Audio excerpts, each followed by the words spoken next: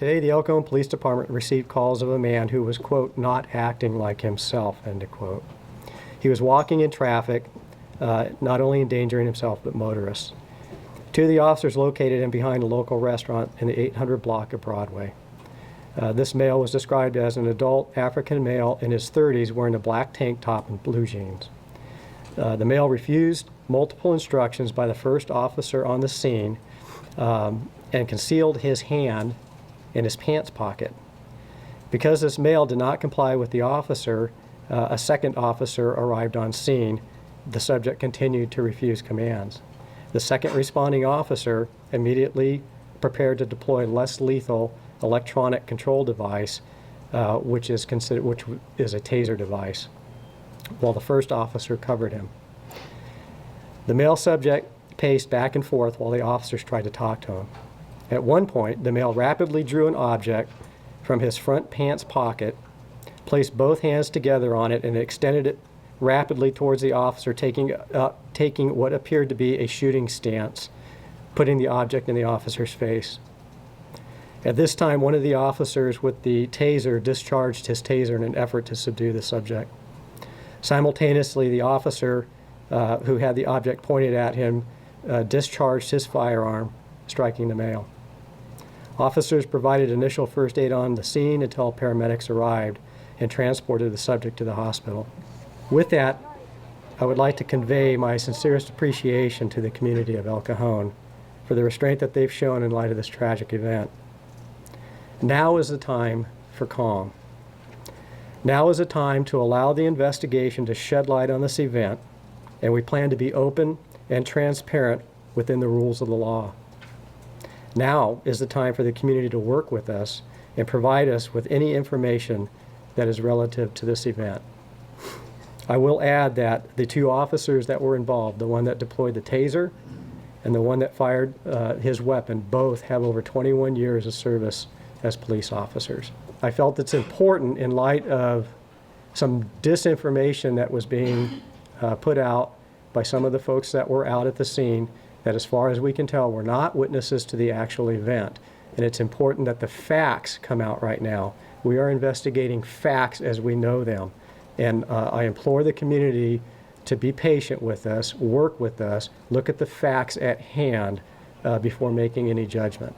In addition to our investigation into this incident, which we have jurisdiction of, the San Diego County District Attorney's Office will also have investigators review this entire investigation. So part of the protocol is in a critical incident like this, the officers will be placed on 3-day administrative leave.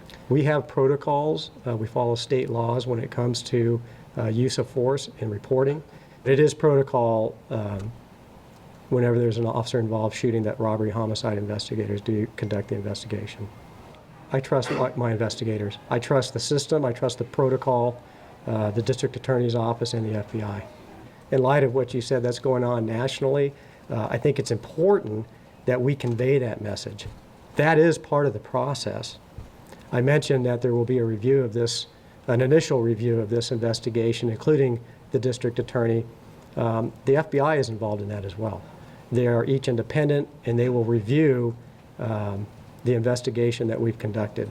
There will be many sets of eyes on this investigation. The community has a right to voice their opinions, and we support that 100%. That being said, we do this all the time. Neighboring agencies, the Sheriff's Department, the CHP, La Mesa Police, anytime there's a large crowd, we might send some officers over there. But I'll tell you, this has been peaceful. They have a right to be where they are, to say what they are, and we encourage that. This is a close-knit community, and the reason I'm standing before you right now is to convey the message to the community that we will be transparent, this will be investigated, this will be looked at by many sets of eyes, not just ours. As we get information, we will relay that to the community. If they have questions, ask. We will do our best within the rules of the law to answer them. Those efforts have always been in place. We welcome them. Moving forward, we welcome any groups as well to work with us. I'd like to reach out to the community to work with us on this. Let's set an example of what a community and a police department can do. This is a tragic event. We will all work through this. The truth will come out. It'll be open, and I really think this is an opportunity for the community to come together with the police department. Our prayers go out to the victim, the families and friends of the victim, and the city of San Diego, county of San Diego. This is very painful to me. It's very personal.